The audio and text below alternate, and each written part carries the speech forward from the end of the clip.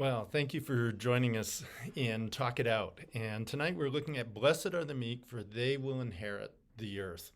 You know, there was a man a number of years ago that was kind of comically talking about meekness, and he wanted to start a group of submissive people, and he was calling it doormats. And it stands for Dependent Organization of Really Meek and Timid Souls. And then he added, if there are no objections. And their motto was, the meek shall inherit the earth, if that's okay with everybody. Well, that's a common idea of meekness, but really in the Old Testament, meekness means to bend down or bow down. In the New Testament, it's often translated gentle, humble, considerate, courteous, those of a gentle spirit. And the word picture around meekness is that of an animal that's under control, that's learned to answer to the reins, that's been domesticated. And so meekness isn't weakness, but it really is strength under control. And we gave a very beautiful picture that we have that really describes meekness, and that is when Jesus in Philippians chapter 2, verses 5 to 11, where Jesus humbles himself, even though he was in the very nature God and did not consider equality with God something to be grasped. He lowered himself. He became nothing and took on the very nature of a servant. And we contrasted that with Satan, who is grasping, who is trying to ascend, who is trying to be like the Most High.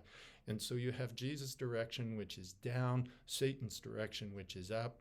Jesus, who empties himself, Satan, who seeks to grab for himself.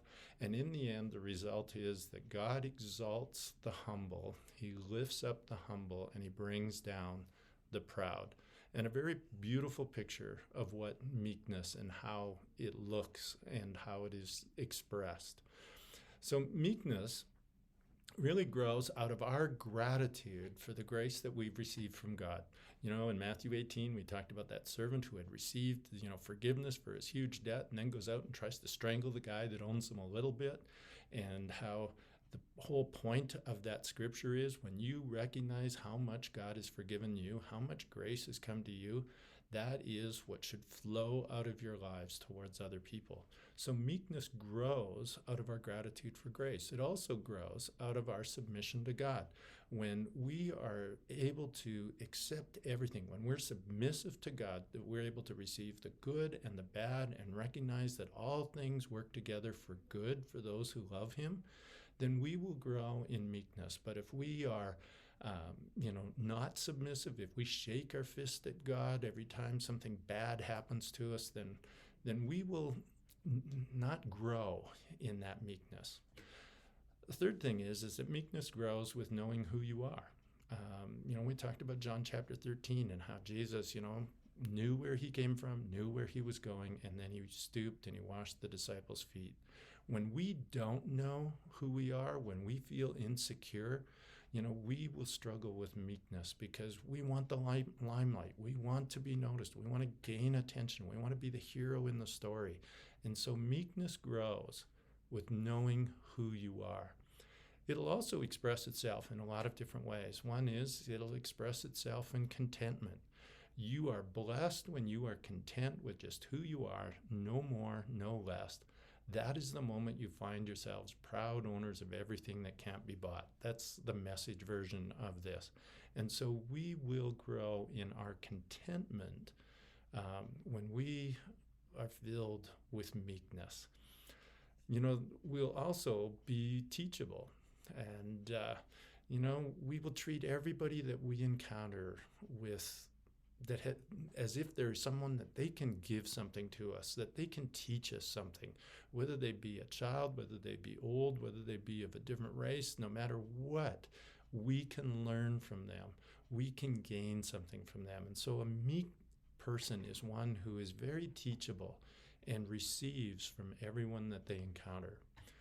Thirdly, meekness expresses itself in humble service. A meek person doesn't ask others to do anything that they aren't willing to do. And we are willing to serve. A meek person also is a person that is got self-control.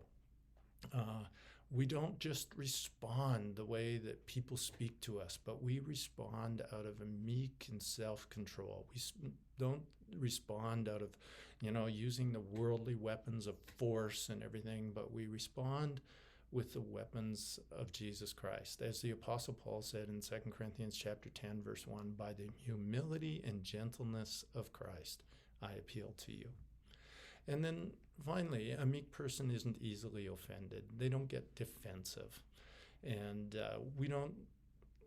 we just are more able to overlook an offense because we recognize that we're a sinner saved by grace, that we are a person who needs grace.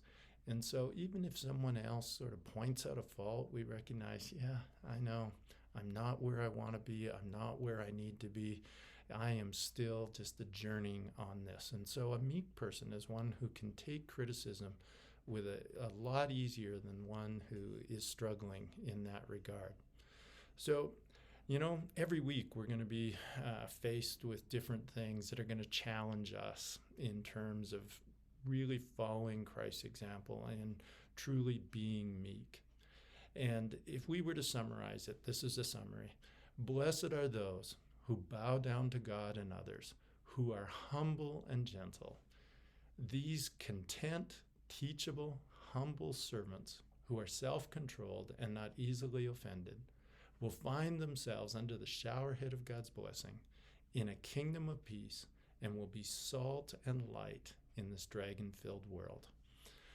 Well, I hope that you have a good discussion as you look at the questions this evening, and that this whole virtue of meekness will become more integrated into our lives. The Lord bless you.